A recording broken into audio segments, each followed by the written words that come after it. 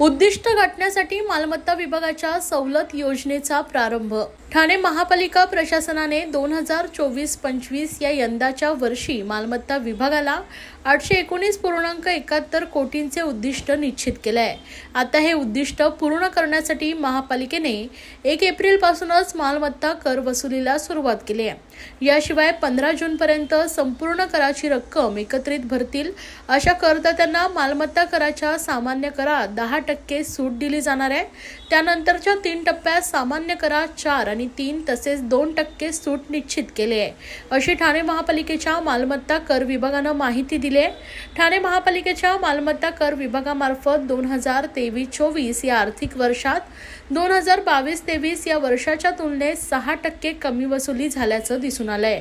या विभागाला 2023-24 मध्ये 750 कोटींचे उद्दिष्ट देण्यात आले होते, मात्र ते उद्दिष्ट मालमत्ता कर विभागाने 703.93 कोटी इतकंच वसूल करता आलंय। तर यंदा या विभागाला 819.71 कोटींचं उद्दिष्ट देण्यात आलंय। आता हे उद्दिष्ट पूर्ण करण्यासाठी महापालिकेने 1 एप्रिल पासून सुरुवात केली आहे। पहिल्याच दिवशी महापालिकेच्या या विभागामार्फत करदात्यांना देयके व कर भरण्याच्या लिंकसह SMS द्वारे पाठवण्यात आले।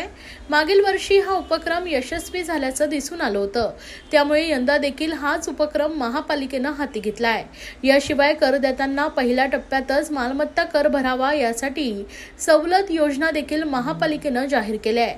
त्यानुसार जे करदाते 2024-25 या आर्थिक वर्षाच्या मालमत्ता कराच्या देयकातील पहिल्या 6 मालमत्ता करासोबत दुसऱ्या 6 मालमत्ता कर अशी संपूर्ण कराची रक्कम एकरकमी 15 जून 2024 पर्यंत महापालिकेकडे जमा करतील अशा करदात्यांना त्यांच्या दुसऱ्या 6 देयकातील सामान्य करामध्ये 10% सवलत देण्यात येणार आहे।